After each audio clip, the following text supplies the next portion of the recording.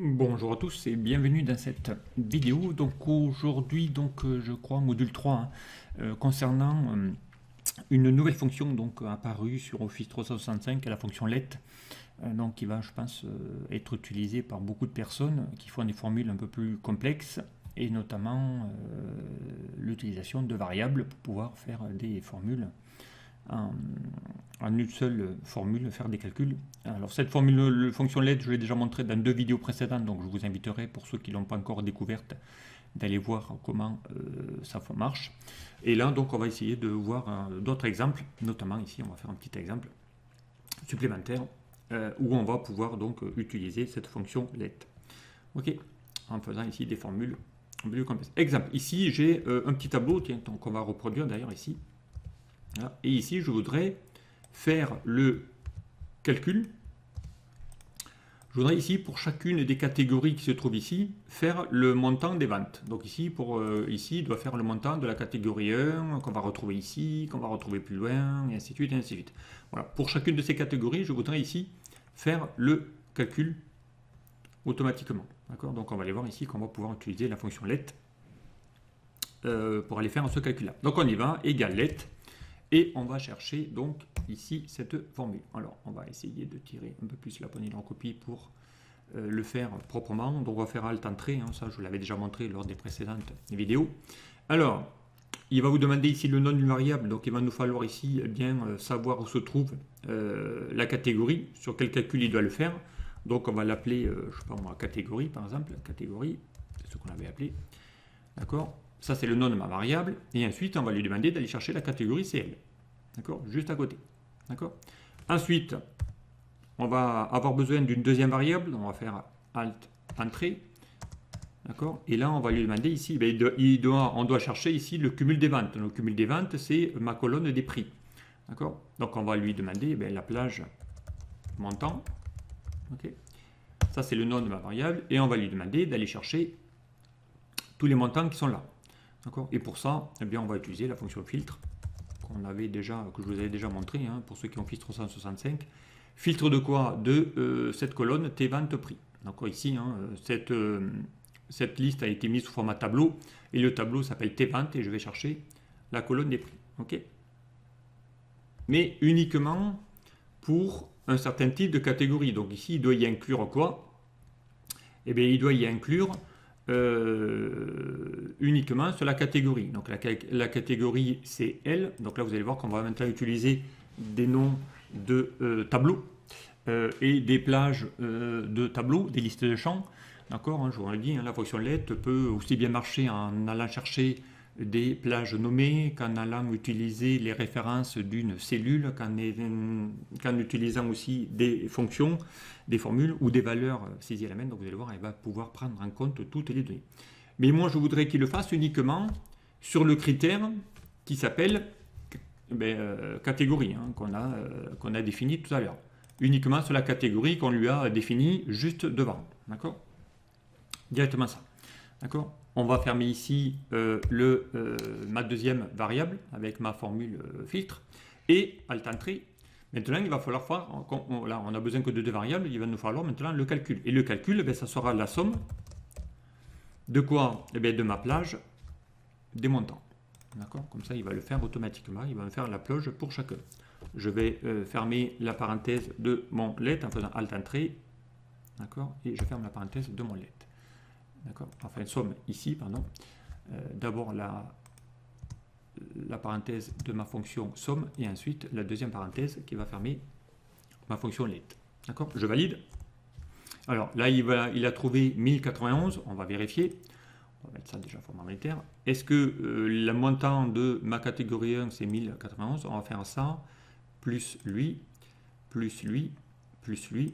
D'accord. On va vérifier. Ça fait bien 1091. Ici, si je regarde en bas, on a bien le montant 1080. Donc, il vient de faire ici le montant direct. D'accord. On va y mettre ici une petite bordure. Et on va tirer la poignée de recopie pour lui dire, ça, tu vas le faire pour tout le monde. Et là, maintenant, j'ai les ventes pour toutes les catégories. Donc, en utilisant une fonction vraiment let, simple à utiliser. Voilà, on peut faire maintenant, alors ça c'est l'équivalent quasiment des fonctions BD somme. d'accord, où on va lui mettre les critères directement, mais on peut le faire maintenant simplement avec une formule let qui vous permet ici de pouvoir utiliser tout ça. D'accord, voilà, donc des deux variables et à l'intérieur un calcul. Ça va ça? Alors on va continuer, on va faire un autre exemple. Ça peut être intéressant d'aller chercher ici notamment eh bien, les ventes. Ici le top 3, donc là c'est un peu plus complexe, mais on va pouvoir ici utiliser une formule qui va afficher le top 3 de certains produits. Voilà, ici je voudrais le top 3 des produits 7, 15 et 2. Voilà, on va aller voir ici qu'on va pouvoir utiliser directement la liste et ensuite on va utiliser une recherche X qui va aller chercher tout ça. Ok. Voilà, on va juste ici tirer ça ici et on va refaire ici le top 3. Alors on va faire un CTRL C et on va se mettre ici un petit tableau CTRL V. Ok. Et là moi je cherche à afficher le top 3. Donc ici le top 3, je l'ai fait avec ici le top 3 maintenant, c'est-à-dire je veux chercher les produits où il y a les 3 plus hauts produits, où les montants sont les plus gros. D'accord. Ici, maintenant, il doit mettre produit 1, produit 8, produit 12, c'est le top 3. D'accord. Donc, vous allez voir comment afficher le top 3 grâce à la fonction let. On va aller voir ici qu'on va pouvoir utiliser tout ça directement. Alors, on y va. Donc, on va chercher la fonction let et on va utiliser, donc ici, on va faire un petit Alt Entrée. Et on va s'intercaler. Donc il va me falloir ici lui définir le nombre de tops qu'il a besoin. D'accord. Ici je vais faire un top 3, donc on va lui dire ici table, on va l'appeler table rang, le nombre de rangs qu'il a besoin. D'accord. Ou le table top, vous l'appelez comme vous voulez. D'accord. Et ça c'est le nom de ma variable. Ma valeur, eh bien, il va en avoir plusieurs ici puisqu'il va falloir chercher. Donc je rappelle, on va mettre une formule matricielle là aussi. Vous allez voir qu'une fonction let permet aussi de prendre en compte des formules matricielles. Donc ici je veux le top 3, donc il doit chercher la valeur 1, soit la valeur 2, soit la valeur 3. Si j'avais voulu faire un top 5, j'aurais mis 1, 2, 3, 4, 5, voilà, et ainsi de suite, ainsi de suite. Je ferme mon accolade, excusez, attention, ce n'est pas des parenthèses, ce sont des accolades qui permettent de prendre des formules matricielles. D'accord.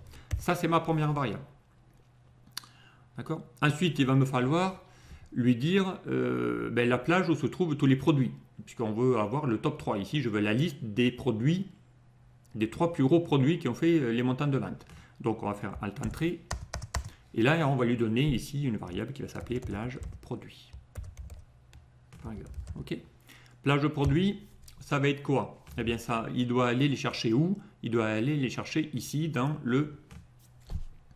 parmi mon tableau qui s'appelle T top vente et sur la colonne des produits. D'accord. J'ai maintenant une autre troisième variable à avoir besoin, c'est que derrière il faut que il doit vérifier si les montants de pour tous les produits, quels sont les montants les plus gros. D'accord. Donc pour ça, on va faire Alt Entrée et là on va lui dire de chercher la plage des montants. Donc on va faire la plage des montants. Ok, plage des montants. Eh bien, on va lui demander d'aller chercher ça. Il va se trouver où? Il va se trouver ça ici. D'accord, la plage des montants. D'accord. Et à partir de là, eh bien, il va falloir qu'il aille chercher parmi ces deux plages, aller chercher les plus grandes valeurs qui se trouvent dans ces deux plages. D'accord. Donc la plus grande des valeurs, eh bien, vous avez une formule qui s'appelle grande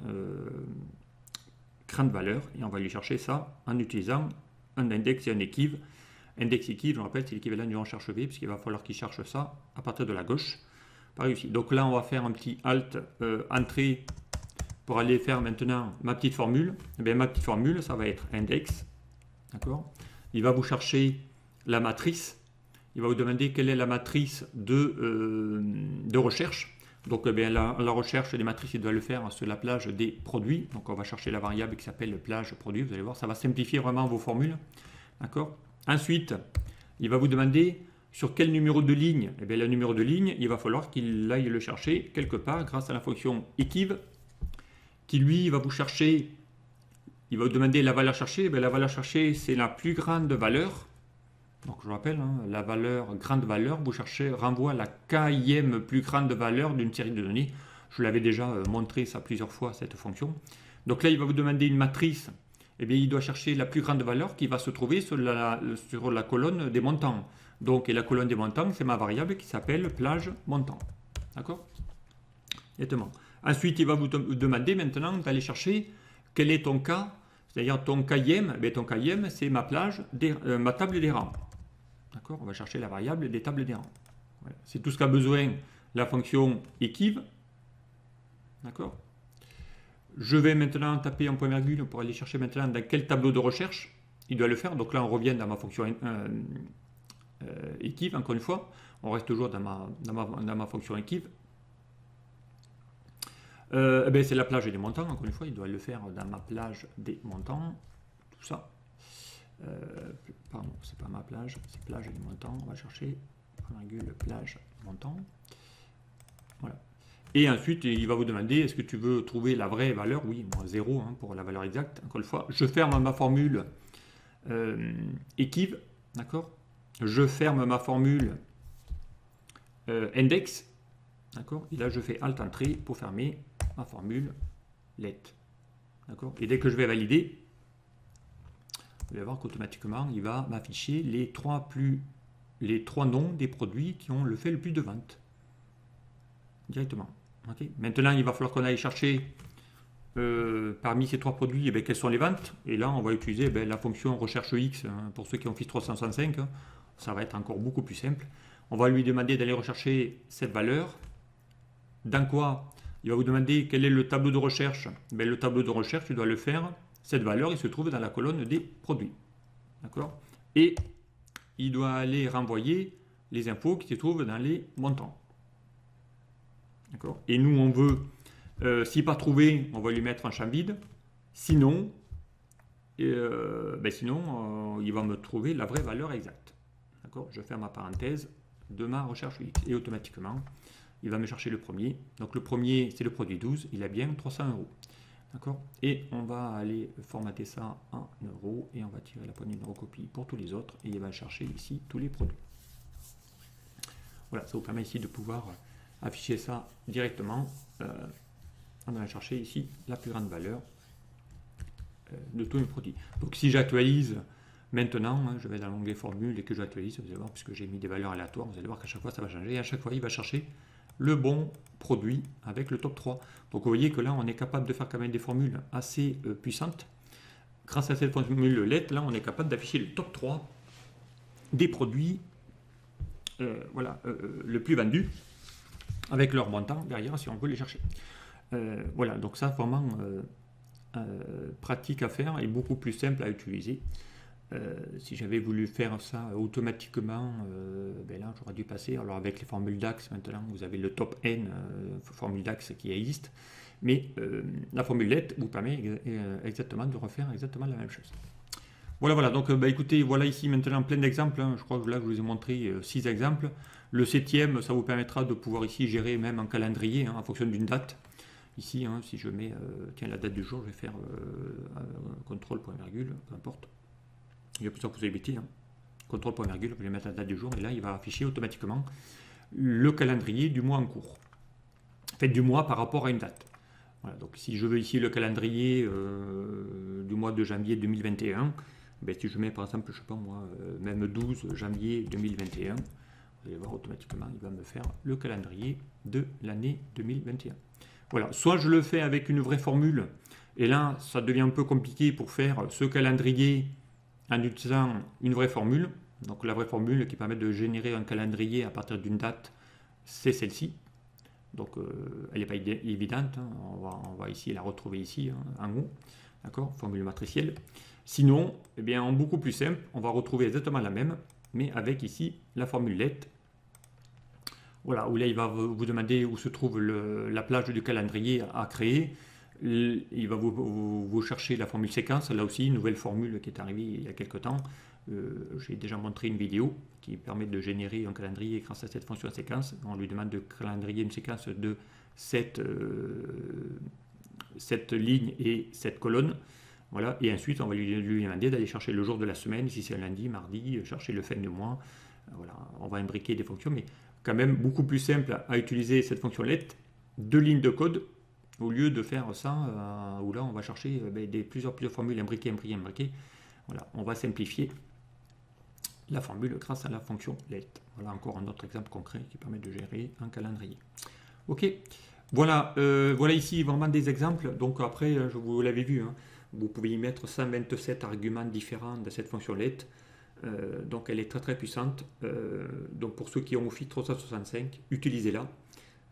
Elle va vous simplifier vos formules. Utilisez des variables pour stocker vos données. Allez, je vous dis à très vite sur de prochains tutos. Au revoir.